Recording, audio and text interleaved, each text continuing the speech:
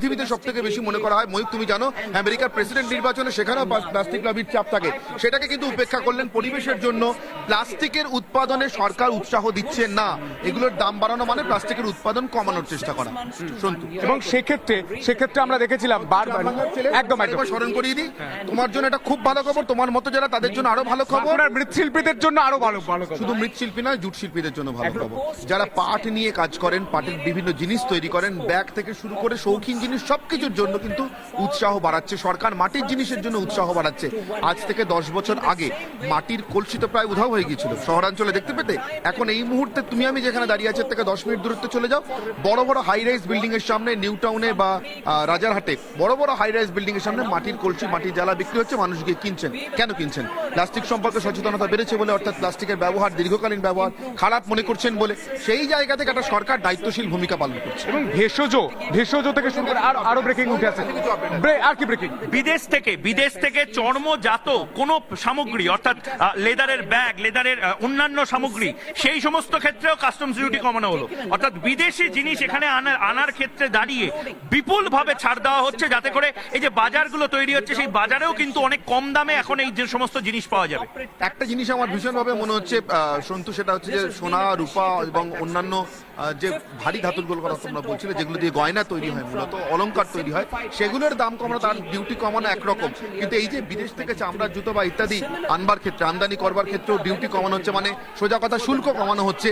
তার মানে কিন্তু স্পষ্ট সরকার ভীষণভাবে মানুষের কেনাকাটাকে উৎসাহ দিতে চাইছে, মানুষ আরো কিনুন। এবং একই সঙ্গে বিভিন্ন বিদেশি ইনভেস্টরদের কাছেও, বিদেশি উদ্যোগপতিদের কাছেও এই বার্তাটা দিতে চাইছে যে ভারতে তৈরি করা, ভারতে তৈরি করে পাঠানো বা রপ্তানি করা, এই দুটোই কিন্তু এখন ভীষণভাবে একটা মানে ইন্টারেস্টিং জিনিস বা ভীষণভাবে একটা উৎসাহব্যঞ্জক জিনিস, আপনারা এটা করতে পারেন। আর ব্রেকিং রয়েছে টেলিকমিউনিকেশন প্রোডাক্ট, এটা তো একটা টুইস্ট আছে। টেলিকমিউনিকেশন প্রোডাক্ট বিদেশ থেকে, অর্থাৎ অত্যন্ত দামি মোবাইল ফোন, আমি ব্র্যান্ডের নাম বলছি না, যেটা আমেরিকাতে তৈরি হয় যে ফোনটা, সেই ফোনটা বা চায়নাতে যে ফোনটা তৈরি হয়, সেইটা যদি এখানে আনা হয় তার দাম বাড়ছে। কিন্তু ভারতীয় যে কোম্পানি নয়ডাতে বা গুরগাঁওতে যে ফোনগুলো বানাচ্ছে, স্পেয়ার পার্টসের দাম, কারণ কি ভারতে স্পেয়ার পার্টস তৈরি হয় না, চায়না থেকে কম দামে স্পেয়ার পার্টস এনে যে মোবাইল তৈরি হচ্ছে সেটার কিন্তু দাম কমছে। অর্থাৎ বিদেশি ফোনের দাম বাড়ছে, দেশীয় টেকনোলজিতে বানানো ফোনের দাম কমছে। অর্থাৎ সোজা কথা, দেশে ফোন তৈরিতে উৎসাহ দেওয়া হচ্ছে। মেক ইন ইন্ডিয়ার কথাটা, স্লোগানটা যে শুধু মুখের স্লোগান নয়, সেটা যে কাজে সরকার করবার জন্য তার নীতিগত ক্ষেত্র তৈরি করছে, সেটা কিন্তু স্পষ্ট।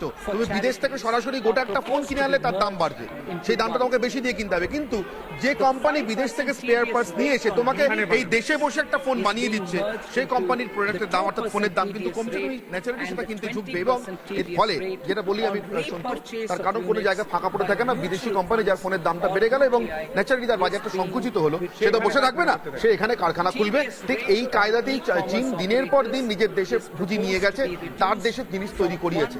ঠিক সেই রাস্তাটাই ভারত ধরছে। এবং ম্যানুফ্যাকচারিং হাব যে ভারতকে পরবর্তী বলা হচ্ছে, তার বড় কারণ হচ্ছে এটা। তার জন্য নীতির জায়গা, নীতি রূপায়ণের জায়গাটা, নীতি প্রণয়নের জায়গাটা সরকার একদম সোজাসুজি করে রাখছে, স্ট্রেট করে রাখছে। খাদ্য, বস্ত্র, বাসস্থান থেকে শুরু করে প্রতিটা বিষয় নিখুঁত ভাবে পরিদর্শন করা হয়েছে এবং দেখা হয়েছে, রিসার্চ করা হয়েছে, তারপরে এই বাজেট আমার যেটুকু মনে হচ্ছে। কিন্তু আমি আরো একটা জিনিস নিয়ে আলোচনা করব তোমার সাথে। অনির্বাণ, আমি শুনছিলাম প্রথমেই অন্নদাতাদের কথা বলতে গিয়ে, তার পরের পার্টি তিনি বললেন ভেষজ, বনজ এবং অর্গানিকের উপর বেশি করে জোর দেওয়া হচ্ছে, ন্যাচারাল ফার্মিং এর উপর বেশি জোর দেওয়া হচ্ছে। কেন? এবং সেক্ষেত্রে মনে হচ্ছে রাসায়নিক দ্রব্য ব্যবহার করে যে কৃষি ব্যবস্থা এতদিন ধরে চলছে, সেক্ষেত্রে যেমন স্বাস্থ্যে প্রভাব পড়ছে, সেই দিকটাও মাথায় রেখে কিন্তু এইগুলোর উপর জোর। হচ্ছে দেশের জমিকে, কৃষি জমিকে বাঁচানো। তুমি জানো পাঞ্জাবের একটা বড় অঞ্চল এখন কার্যত বন্ধা, যেখানে সবুজ বিপ্লব হয়েছিল, সেটাকে এখন ক্যান্সার বেল্ট বলা হয়, কারণ ওই অঞ্চল থেকে মানুষ ক্যান্সারের চিকিৎসা করতে দেশের বিভিন্ন প্রান্তে যান। ওই দীর্ঘদিন ধরে রাসায়নিক ব্যবহারের ফল ওই জমিগুলোতে। এটা একটা, যখন কাস্টমসের ডিউটি কমিয়ে ক্যান্সারের চিকিৎসাকে সহজ করা হচ্ছে, ক্যান্সারের ওষুধের দাম কমানো হচ্ছে বা কার্যত ওষুধের জন্য কোনো শুল্ক নেওয়া বন্ধ করা হচ্ছে, ঠিক তার পাশাপাশি ক্যান্সার যাতে ভবিষ্যতে আটকানো যায় তার জন্য এটা ভীষণ জরুরি একটা পদক্ষেপ। তার সঙ্গে সঙ্গে আমি আরেকটা কথা বলবো একই সঙ্গে, শুনতো যে ভেষজ জিনিস ব্যবহারের ফলে দীর্ঘকালীন স্বাস্থ্যক্ষেত্রে দেখা গিয়েছে যে ওষুধ ব্যবহারের প্রয়োজনীয়তা কমে, বিশেষ করে অ্যান্টিবায়োটিক, অ্যালোপ্যাথিক ওষুধ ব্যবহারের প্রয়োজনীয়তা কমে। জনস্বাস্থ্যের ক্ষেত্রে অত্যন্ত গুরুত্বপূর্ণ প্রভাব রয়েছে। তাই সেই কারণেই কিন্তু এই বায়ো ফার্মিং এর দিকে ঝুঁকছে সরকার। শুধু তাই নয়, কিন্তু এটাকেও জানিয়ে রাখি সন্তু, তুমি এটা জানো যে এগ্রিকালচারাল ফার্মিং, অর্থাৎ সেটা যদি বায়ো ফার্মিং হয়, মানে কৃষিজাত দ্রব্য, সেটা যদি একেবারে কোনো সার ছাড়া, মানে অজৈব সার ছাড়া তৈরি হয়ে থাকে, জৈব সারে শুধুমাত্র তৈরি হয়ে থাকে, তাহলে তার কিন্তু বিদেশের বাজারেও বিপুল চাহিদা। তার কারণ পাশ্চাত্য কিন্তু এখন ভীষণভাবে বায়ো ফার্টিলাইজারের দিকে ঝুঁকছে, বায়ো ফার্টিলাইজারের তৈরি জিনিস খাওয়ার দিকে ঝুঁকছে। তুমি যখন বায়ো ফার্টিলাইজার বলছো, আমার কাছে আরো একটা ব্রেকিং আছে। তিনি যখন এই কথাগুলো বলছিলেন, তিনি ঠিক একই কথা বলেছেন, বায়ো সেন্টার তৈরি হবে প্রতিটা রাজ্যের সঙ্গে। আর কি ব্রেকিং উঠে আসছে? অনির্বাণ, আরেকটা জিনিস, ই কমার্সকে জোর দেওয়ার জন্য যে টিডিএস, সেই টিডিএস এর ক্ষেত্রে আরো সুবিধা করে দেওয়া হলো, ডিজিটালাইজ করে দেওয়া হলো, অর্থাৎ ই কমার্সকে ভারতবর্ষে আরো জোর দেওয়া হচ্ছে। অর্থাৎ সরাসরি অনলাইনে পণ্য কেনা, সেটার ক্ষেত্রে আরো জোর দেওয়া হচ্ছে। সন্তু, এখানে একটা খুব গুরুত্বপূর্ণ বিষয় আছে। অনলাইনে পণ্য কেনাতে জোর দেওয়াতে সরকারের কি লাভ হলো? আমি ব্র্যান্ডের নাম উল্লেখ করে বলছি তোমাকে। একটু পরেই এদেশের কিছু আন্দোলনজীবী আছেন, আন্দোলনওয়ালা আছেন, তারা বলতে শুরু করবেন, আরে এটা তো অ্যামাজন, ফ্লিপকার্ট, অমুক অমুক ইত্যাদি ইত্যাদি, তারা ভীষণ উৎসাহ পাবে না। সন্তু, এমন অনেক কারিগর আছেন, ছোট কারিগর আছেন, আমি আমার পাড়াতে অন্তত দুজনকে চিনি, কাগজের ফুল তৈরি করেন।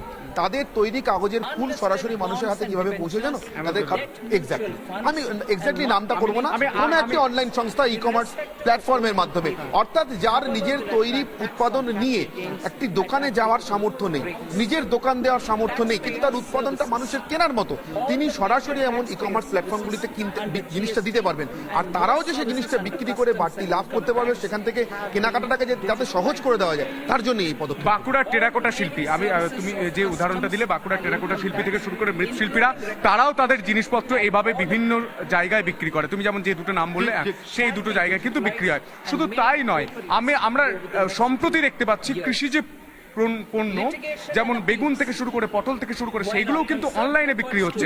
তো অনলাইন গ্রসারি, অনলাইন ভেজিটেবলস, এগুলোর তো বাজার বাড়ছে। ফলে তুমি যদি ই কমার্সকে সহজ করো, মানুষের কেনাকাটার রাস্তাটাকে সহজ করো, তার পদ্ধতিটাকে, তার কর দেওয়া, রাজস্ব, কেউ তো রাজস্ব না দিয়ে ব্যবসা করছে না, সেটাকে যদি সহজ করো, অর্থাৎ তার পিছনে 5টা অফিসার ঘুরবে না, তাকে 5বার কোন একটি দপ্তরে গিয়ে কর জমা দেওয়ার জন্য লাইন দিতে হবে না, ঘুরতে হবে না, সেটাকে যদি সহজ করা যায়, তার করের মূল্যায়নের পদ্ধতিকে সহজ করা যায়। বিষয়টাই উল্লেখ করেছেন নীলবালা সীতারামন।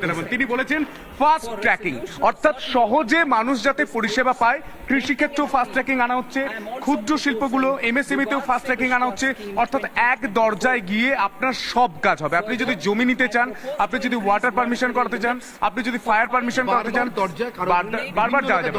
যেমন গুজরাটে আমরা দেখেছিলাম, যখন এই রাজ্য থেকে টাটা চলে গিয়েছিল, প্রধানমন্ত্রী নরেন্দ্র মোদী তিনি বলেছিলেন 1 টাকায় আপনি জমি পাবেন এবং একই জায়গায় আপনার সব কাজ একসঙ্গে হয়ে যাবে। বিদ্যুতের পারমিশন থেকে শুরু করে ফাস্ট ট্র্যাকিং এর কথা বারবার উল্লেখ করছে, কৃষিক্ষেত্রে উল্লেখ করছে। অর্থাৎ এইগুলো একদম আরো ব্রেকে উঠে আসছে।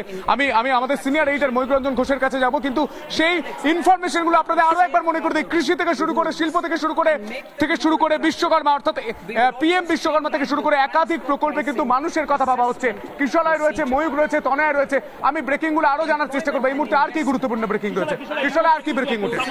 একদম এই মুহূর্তে উঠে আসে খবর, সন্তু, যে দাম কমছে যে জিনিসগুলোর, সবচেয়ে গুরুত্বপূর্ণ, যা তুমিও বলছিলে, মোবাইল চার্জার, লিথিয়াম ব্যাটারি, এই প্রত্যেকটা। আমি বাজেট শুনছিলাম এবং সরাসরি খবর উঠে আসে যে অর্থমন্ত্রী নজর দিচ্ছেন যে দেশের টেলিকমিউনিকেশন ব্যবস্থা, অর্থাৎ তথ্য প্রযুক্তিগত দিক থেকে দেশের যোগাযোগ ব্যবস্থা যেন বৃদ্ধি পায়, যাতে যে মানুষ হয়তো ইকোনমিক্যালি, ইউপিআই এর উপর কিন্তু জোর দেওয়া হচ্ছে।